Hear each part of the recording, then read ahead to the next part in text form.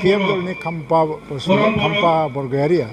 बिथाङा खुब बेसे 2 लाख बा 2 लाख खावसे भट मोननो हागौ नबसरनिया 2 लाखनि गाहायाव थाङो जोबोद मोजां खौरां जे बड'लेण्ड टेरिटरियेल काउन्सिलनिफ्राय 2022 मायथाइयाव गासै 21टा बर'नि गानग्रा जोमग्रा दामग्रा देग्रा आरो जाग्रा लोंग्रा 21टा आइटेमनि थाखाय GI रेजिस्ट्रेशन नांगौ होननानै एप्लिकेशन होनाय जादोंमोन बेनि सायाव मोनसे प्राय 2024 मायथाइसिम दिनैहाय प्राय बोसोरनैयानो कमप्लिट जाबाय जे बाहाय मोनसे स्टाडि खालामनाय जादों एग्जामाइन खालामनाय जादों जिअग्राफिकेल इन्डिकेशन रेजिस्ट्रेशन मोनसे अफिस थायो चेन्नाइआव भारत गभर्नमेन्टनि सिङाव स' बिनिफ्राय नायबिजिरनाय जाबाय एग्जामाइन खालामनाय जाबाय बेनि उनावहाय गासै दा 13 आइटेम जेरैहाय दख'ना थाबाय जोमग्रा थाबाय गामसा थाबाय खाम जथा सिफुं थाबाय खेरादाफिनि बायदिसिना मैगं आरो गासैखौ लानानै 13 आइटेमखौ दा प्रथम स्वीकृति होजेननाय जादों दा 8 आइटेम बाखि दंबावो बेयो माखासे समनि उनावहाय बेखौबो पाब्लिश खालामगोन आरो बेवहायनो आर'नाइबो दं आर'नाइया प्राय माने सेकेन्ड फेजआवसो थांगोन दा बे गासैबो जाजोबनायनि लामायाव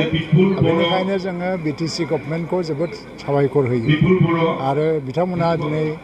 बे इनिशिएटिभखौ लायामोनब्ला गुबैयै काउन्सिलनि सिङाव रेवरेवा नार्जारि बिनि इनचार्ज बिथांनि नाजानायाव गोबां आवगायनो हादों आरो लोगोसे प्रमद बर'नि दैदेननायाव गासै जे बे रिकगनिसननि प्रसेस बे जाफुंनायाव फैदों दा ओंखायनो प्रमद बर'जों लोगोसे बिथांनि टीमखौ आङो साबायखर होयो खारन स्टेट गभर्नमेन्टनिफ्राय जोंहा माखासे बिथिङाव क्लियारेन्स होनाय आरो बिथांमोननि प्रसेसखौ सापर्ट खालामनायनि खामानिखौ जों मावदों आरो GI रेजिस्ट्रेशन एबा भारत सरकारखौ जोङो आंनि बिथिंनिफ्राय साबायखर होयो जे बर'नि बे गोजाम जिखिनि परम्परागत जि मोनसे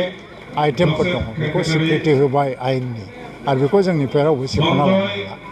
लकसभा बिसायख'थिया दा UPPLनिल' जानानै गैला बे NDA जाबाय BJP आरो UPPL आरो AGP आरो दा जोंहा भारतनि जि लिडार नरेन्द्र मदि बिथांनि लिडारशिपआवनो जों इलेक्सन गेलेगोन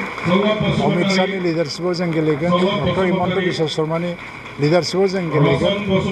आरो आसामनि जि अतुल बरा बिथांनि दैदेननायाव AGPनि प्रेसिडेन्ट केशब महन्त बिथांमोननि दैदेननायाव जों इलेक्सन गेलेगोन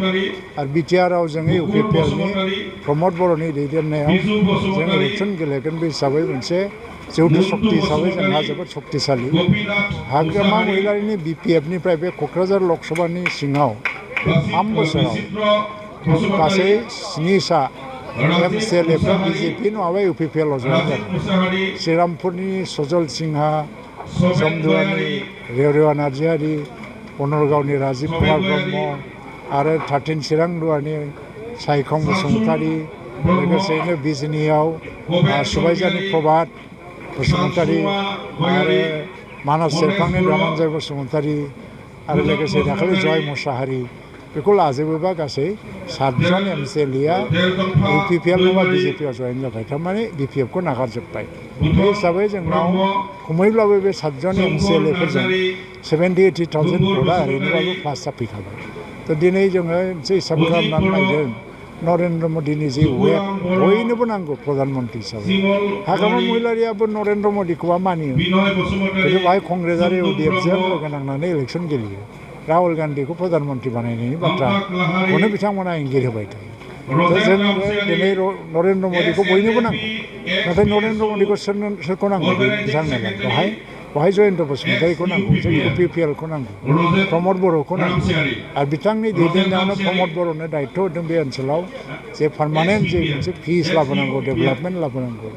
बे बिबानखौ मोननायखाय प्रमद बर'आबो खामानि मावगासिनो दं दा बेखौनो लानानै जों आवगायलांगोन बे हिसाबै प्राय 6 लाखनिफ्राय 7 लाख बिनि गेजेराव जयन्त बसुमतारीया देरहालांगोन आरो BPF दलनि खाम्फा बरगयारिया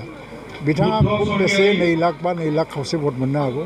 नबसरनिया 2 लाखनि गाहायाव थाङो